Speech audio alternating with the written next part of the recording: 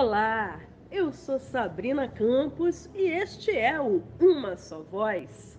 Estamos hoje, neste mês de março, mês internacional da mulher, comemorando, portanto, mulheres incríveis, pessoas que são exemplo na nossa sociedade, que são modelo a serem seguidos e são modelo dando testemunho e depoimento para fortalecer meninas, mulheres, senhoras, todas nós, tenho certeza que todos que estiverem assistindo esse vídeo, você que é pai, que é marido, esposo, namorado, amigo, irmão, primo, enfim, todos os homens também terão nessas mulheres lições, aprendizado para levar para a vida e para as suas meninas, suas mulheres e suas senhoras, suas esposas, mães, filhas, enfim, dentro da nossa sociedade, aquela que merece essa homenagem dentro da sua família. Aqui está a nossa convidada e eu gostaria que vocês, por favor, conhecessem também a sua biografia no nosso site. Acesse o portal Uma Só Voz através do www.lutandopelavida.org.br/Uma Só Voz. É sem acento, hein? Acessando o portal direto no nosso site, você confere a biografia da nossa entrevistada, fica conhecendo um pouquinho melhor sobre ela e, claro, você também vai escutar diretamente da nossa entrevistada o seu testemunho e a sua palavra. Então, estamos aqui e eu gostaria já de iniciar com uma pergunta que eu acho super importante fazer. Como foi chegar até o seu hoje? Queria que você contasse um pouquinho sobre a sua trajetória. Olá a todos e todas que acompanham esse belo projeto Esther, liderado por Sabrina. E eu me apresento a vocês. Eu sou Ruth Lifshitz, que é o meu nome profissional. Meu nome todo é Ruth Maria de Mendonça Lifshitz. Eu sou artista visual, de base fotográfica e escritora, professora de inglês, professora de fotografia. Atualmente eu me dedico mais à escrita e aos meus projetos fotográficos, autorais, porque eu estou aposentada, estou afastada da sala de aula, um ambiente que me encantou sempre muito. E eu cheguei, como foi chegar até o meu hoje, como foi minha trajetória, foi muito baseada nas escolhas que eu fiz. E essas escolhas, o que sempre me orientou nas escolhas foram os sentimentos, meus sentimentos, minha intuição. Nada foi muito programado. Eu cresci numa família... Minha mãe viúva com 31 anos, 4 filhos, era uma casa meio triste, enquanto eu era criança, bastante triste. E eu tinha muito tempo sozinha, porque eu não tinha irmã, só irmãos. E naquela época, a vigilância com as meninas era muito maior do que com os meninos, né? Então eu não tinha tanta liberdade quanto eles para sair, ficar lá fora na rua, brincando e tal. Eu brincava assim, mas brincava mais dentro de casa comigo. Eu aprendi a criar um mundo mais alegre à minha volta com minha imaginação. As histórias que eu inventava, personagens. Eu sou de uma família, minha família materna é de contadores, excelentes contadores de história. Eles contavam muita coisa e eu adorava tudo isso. Superstições, lendas que envolviam a família, de pessoas que viam o futuro, liam cartas sem a carta estar aberta, enfim, grandes peripécias. E isso sempre me incentivou muito, eu gostava muito de ouvir essas histórias. E como eu ficava muito comigo mesma, eu desenhava, logo eu me interessei por desenho e cheguei a desenhar bem e criava meus personagens. Antes dessa fase, eu brincava muito com meu irmão, um ano mais velho que eu. e ele era o papai, eu era a mamãe, a gente ficava naqueles diálogos.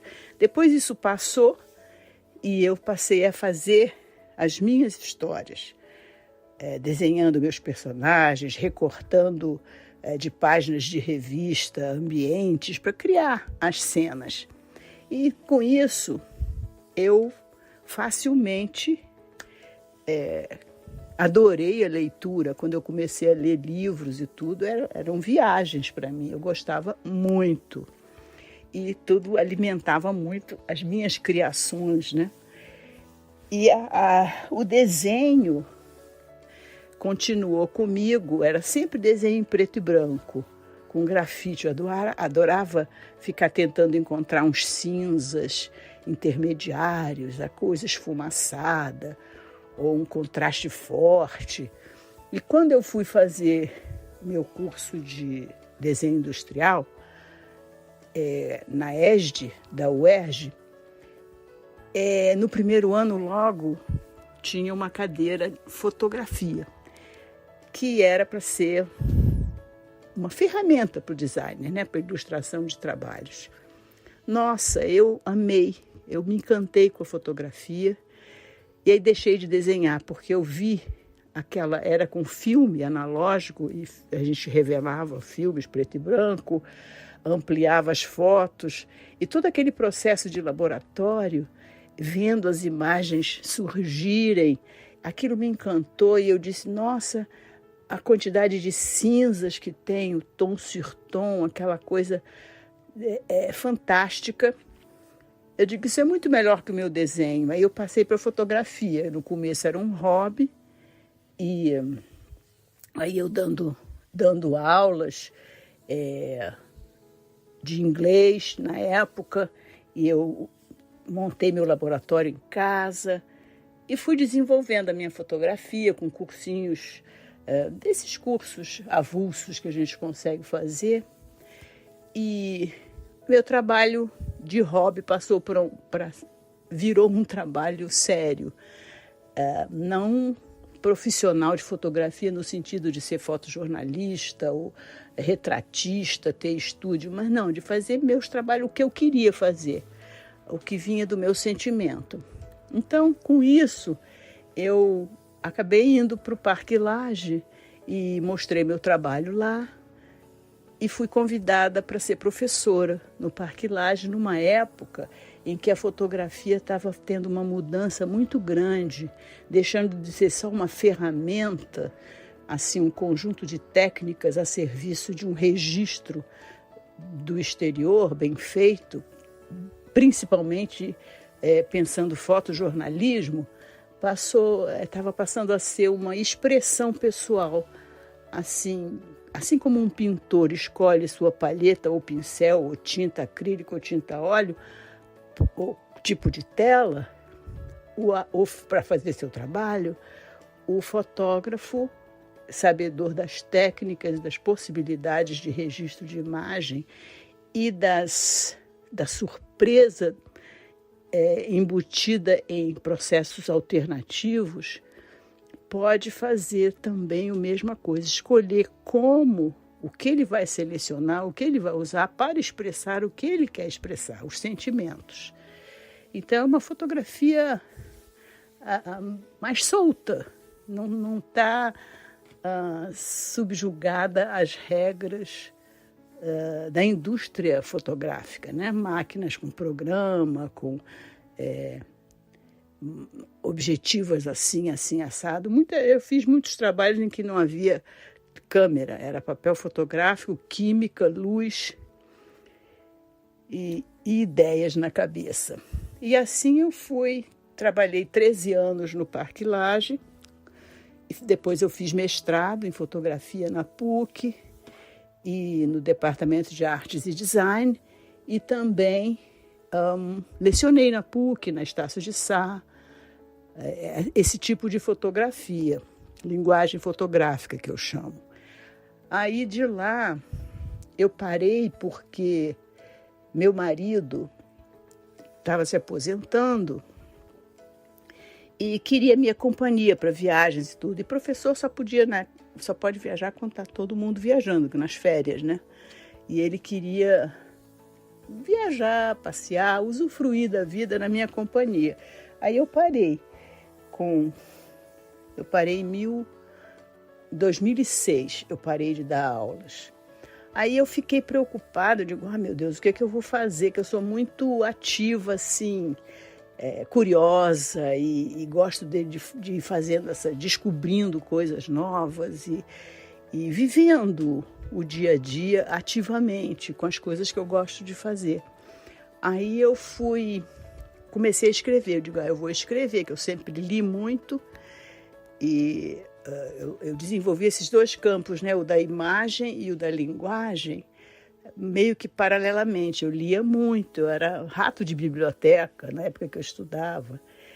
E aí eu comecei a escrever e me identifiquei com os contos, porque o conto, para mim, ele tem muita semelhança com a fotografia que eu faço, porque eu escolho o recorte e coloco dentro, como se fosse o quadro fotográfico escolhido, o recorte, você coloca o que é possível colocar, os elementos que vão atuar em conjunto e criar uma imagem, no caso da fotografia. E essa imagem vai ter uma leitura por parte do espectador, ele vai dar é como se ele estivesse criando a história, a narrativa relativa àquela imagem, aquele sentimento que foi provocado nele. E no conto também, o conto é um recorte pequeno, alguns personagens, um conflito, um desenvolvimento, características e tal, até ter o final. Então, eu vejo que eu cheguei a um ponto em que eu sou como se fosse uma moeda das duas caras, né? Uma, a das imagens que eu crio, a outra das narrativas que eu crio. Então, eu me identifiquei muito com o conto, fiz cursos na Estação das Letras e com escritores, publiquei 2 livros de contos, um se chama A Dança das Letras, Memórias e Histórias, e o outro se chama Vermelho. E é assim que eu cheguei a esse ponto na minha vida. Eu tenho 77 anos, tenho netos, filhos, marido, amigos, gosto de cozinhar, mas de tudo isso é o meu caldeirão que provoca os sentimentos, as emoções que vão desembocar nos meus trabalhos criativos. Quem é a mulher que você entende ser, como profissional que se tornou? Sobre a questão de quem é a mulher que você entende ser como profissional, como a profissional que eu me tornei, eu diria que para mim, a chave de tudo é compreensão, sensibilidade, cuidado, observação, para que o professor tem que tomar muito cuidado com os sentimentos dos alunos.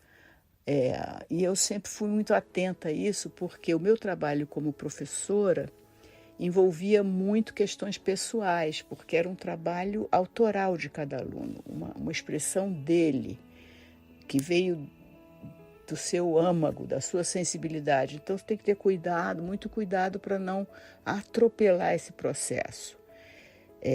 Muitas vezes uma boca se cala por causa do que ouve e como ouviu, né? Então, um cuidado muito grande, porque eles precisavam se sentir forte, uma autoestima elevada, para se exporem e para continuarem em busca dos seus sonhos.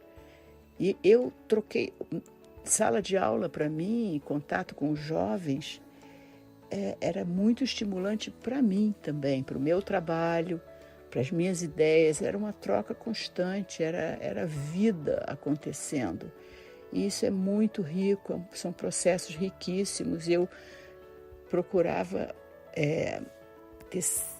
não ter garantias, mas achar que eu estivesse proporcionando a eles a mesma experiência rica que eu estava tendo ao ter contato com eles. Isso que eu acho que foi muito importante como profissional. Uma pessoa sensível, cuidadosa, respeitando muito o sentimento de todos. Eu carrego isso comigo até hoje. Como você se percebe enquanto mulher nas suas relações pessoais, familiares, sociais, entre amigos? Em relação às relações pessoais, familiares, sociais e entre amigos, eu sou uma mulher atenta, cuidadosa, assim como professora, como fui. Eu procuro passar uma confiança, uma atenção em relação às pessoas, mostrar que eu quero bem. Eu sou alegre, sou divertida, chego a ser até engraçada em certas horas. Com meus netos pequenos, agora eu tenho netos de 19, 18, de 11, 5 e 4 anos. Principalmente com esses agora de 5 e 4 anos, eu viro criança com eles. Eu gosto demais de brincar com criança. Isso é uma coisa que eu tenho muito forte em mim. É a coisa de ir lá atrás, fazer uma brincadeira, inventar. E a minha imaginação eu deixo fluir. E eles adoram, me dão muito carinho, me afagam. E com meus amigos eu sou compreensiva, eu sou como eu sou, uma pessoa serena, divertida, boa ouvinte, conselheira muitas vezes, baseada na minha experiência. Então, eu sou eu com eles. Agora, por fim, eu gostaria que você acrescentasse ao seu testemunho o que lhe incentiva a prosseguir em seu caminho, a sonhar e a realizar, a conquistar os seus objetivos.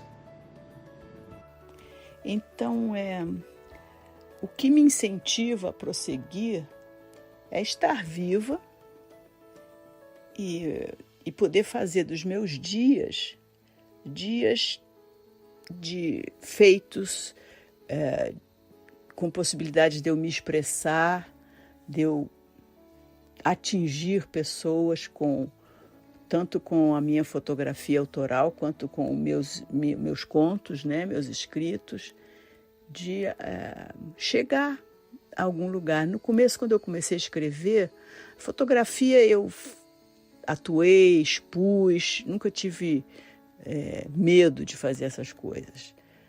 E com os contos, era a minha voz mesmo ali, né? Também, né, de uma outra forma, no começo eu me satisfazia em botar tudo na gaveta.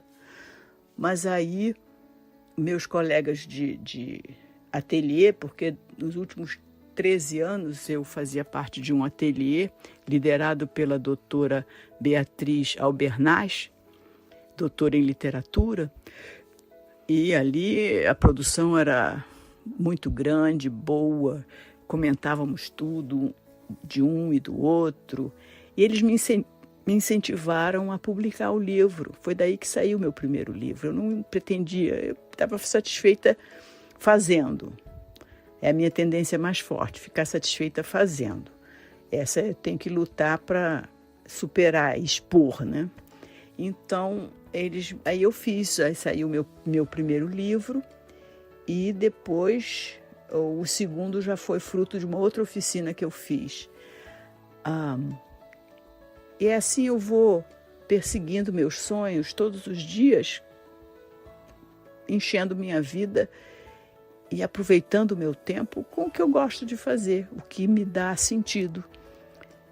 E estou viva, cada dia é um dia novo para novas oportunidades, aprendizados, contatos, expressão, tudo, assim que eu sou. Eu agradeço a todos que estiveram conosco nessa entrevista, agradeço a nossa entrevistada imensamente e quero lembrar que este mês de março estamos com ênfase, portanto, no projeto Esther do Instituto Lutando pela Vida. O projeto Esther, ele tem como patrona Esther Marques da Cunha, símbolo de caridade, de amor ao próximo e de esperança. Esta é uma ação social do Instituto Lutando pela Vida que assiste a meninas, mulheres, senhoras e muitas são vítimas de violência. Portanto, a gente trabalha a reconstrução da autoestima, do amor próprio, além da autoconfiança e, claro, a capacitação. Se você quiser saber um pouquinho mais sobre o projeto Esther e principalmente como ajudar, a gente está à disposição no nosso site, nas redes sociais e eu deixo logo para você também aqui embaixo no vídeo o nosso telefone. Entre em contato conosco e ajude quem você puder, sempre que puder. Muito obrigada. Faça a sua voz ser ouvida. Até mais!